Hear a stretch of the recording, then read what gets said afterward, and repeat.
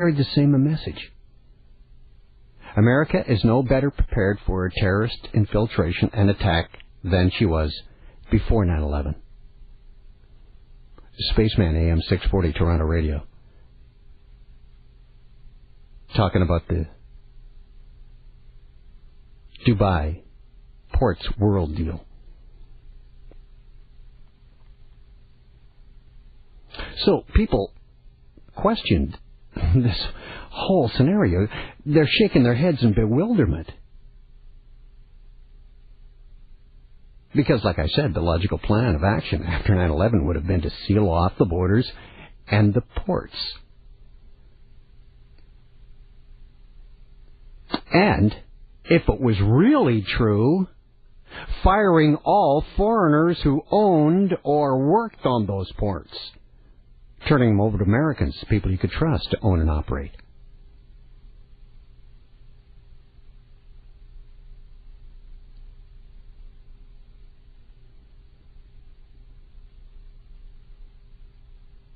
But the deal is going to go through. Well, there is going to be a 45-day grace period, a wait period. And what they're going to do with that 45 days is they're going to, do the usual show. The Democrats will put up a big fight. Some of the Republicans will put up a large fight. And then pretty soon everyone will be talked into the fact that it is indeed safe and it has been checked out and everything's fine. So the deal will go through. And it's not like the British aren't in this one at all. Right now, they are the ones that are controlling the ports. The British company, the Peninsular and Oriental Steam Navigation Company, is selling its control of more than 6 ports, I've found out,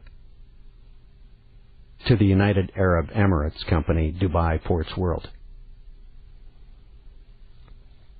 Yeah, it is more than 6. It's actually 21 American ports that George W. has approved to take over off. Yeah. How did I find that out? I just checked their website. I'm talking about Peninsular and Oriental Steam Navigation Company. That's all. Nothing big. Just a little stupid research.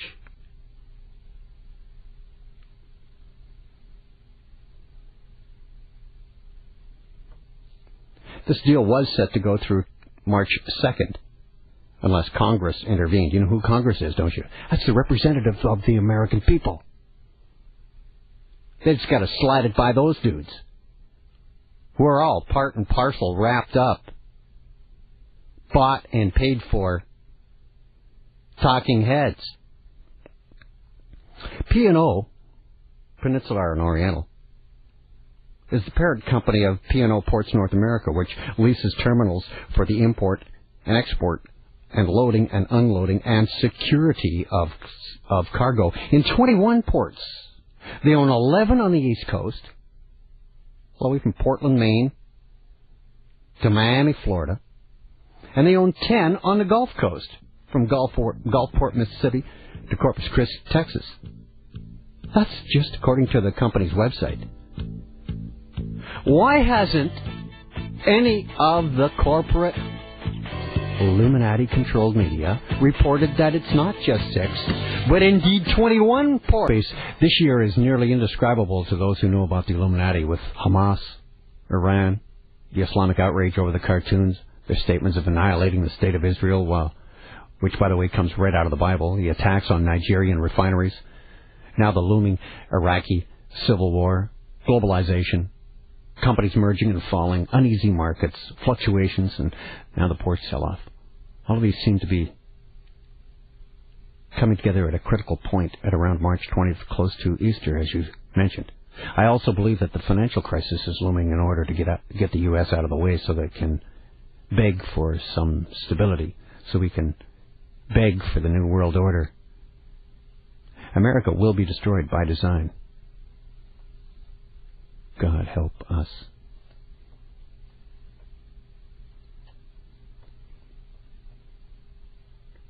It's just about as he said. Keep listening to A View from Space on AM 640 Toronto Radio, and I'll bring you up to speed. I'll do the research.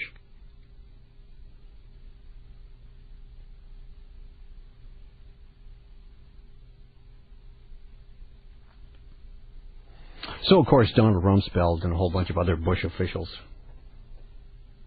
after this deal was announced, and everybody was shocked at it. I'm talking about the 21 ports, not just 6, that Dubai Ports World is going to take over from the British company that's now looking after them, Peninsular and Oriental Steam Navigation Company, based in London, England, the financial capital of the world, using America as their front man.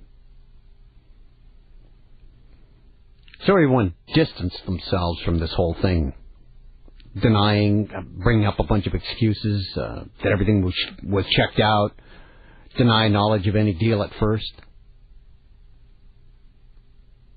And the secret deal was already negotiated.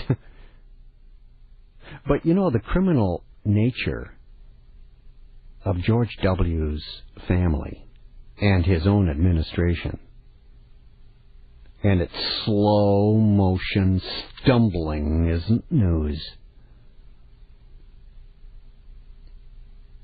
And you know what it does? That weakness actually fuels people's fear. It's sort of like getting into the back seat of a car with a driver you don't trust.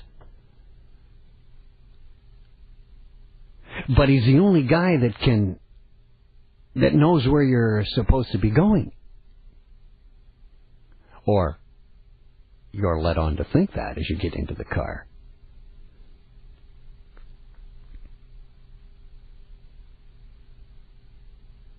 What do you think? Is it a result of purposeful disinformation, calculated political motives, or just genuine stupidity?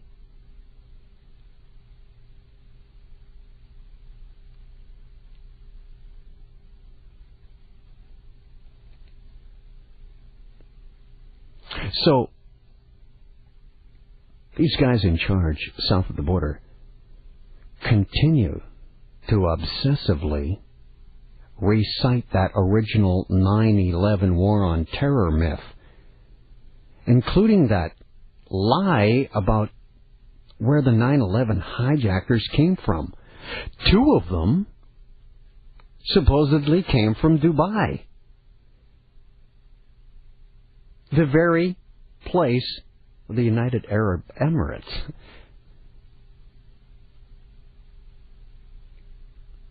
And the Dubai Ports World is from.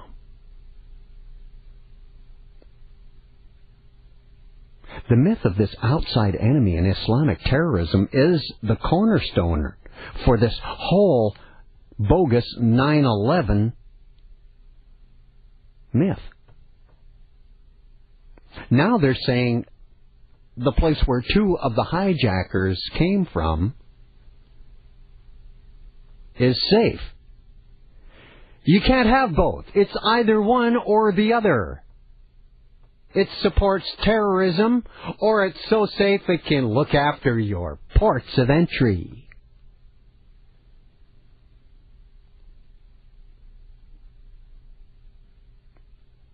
This Dubai Ports World story, complete with its 9/11 red herrings, half-truths, and out-of-control terrorism fear, is more of the same.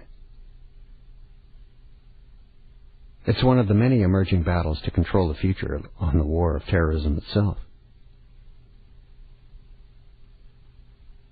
And it seems as though the White House has lost control of its own war on terrorism fabrication.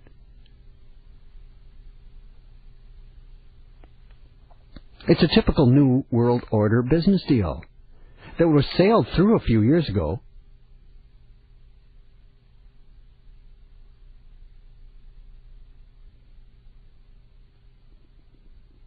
It's on the verge of being aborted, in bitter irony, by the war on terrorism fiction itself.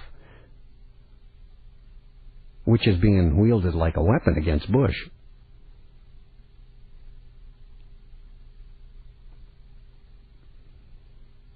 There are some guys that are in full mutiny mode. Bill Frist, George Pataki, Tom DeLay. But all those guys are Illuminati-controlled members. So they're all feigning it.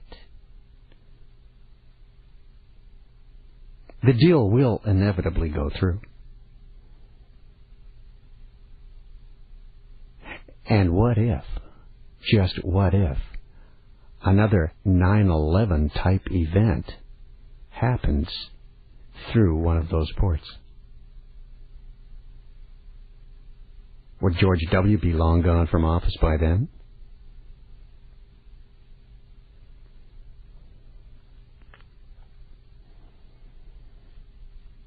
It's no surprise that the Democrats are attacking the Bush administration for another incompetent failure to protect the U.S. from another Arab terror attack.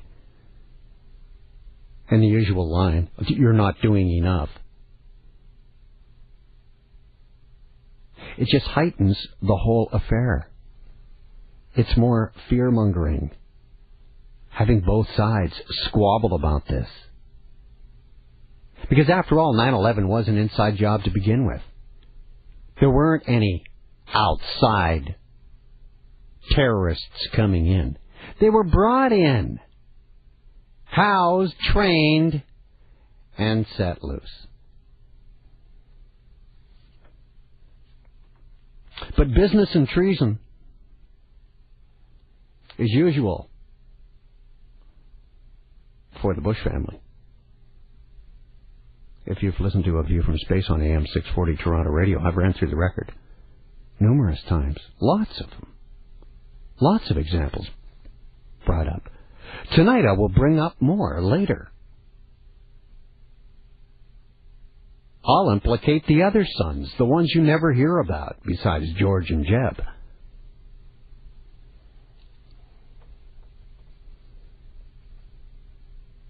The fact that the United States does business with criminals and nations with real and alleged ties to terrorism, of which the United Arab Emirates is just one, is normal.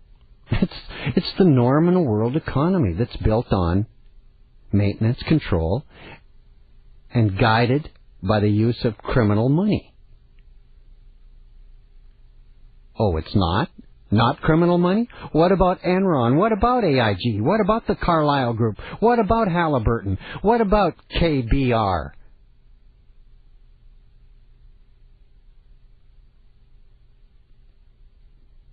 Check into any of those. Google any of those if you're sitting in front of your machine right now on your Mac or your PC at home with a live audio streaming from am640toronto.com.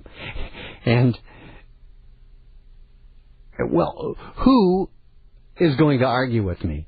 It's rife with the news, rife with CEOs that are being slammed, drawn to court on huge charges. I mean, not just petty charges, large ones.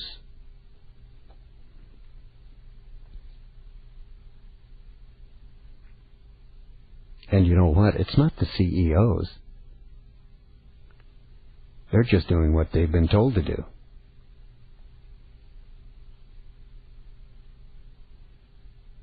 There are people above those CEOs.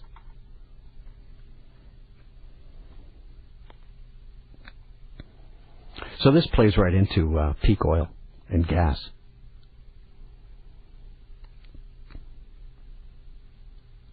And selling this port control to the United Arab Emirates is no surprise.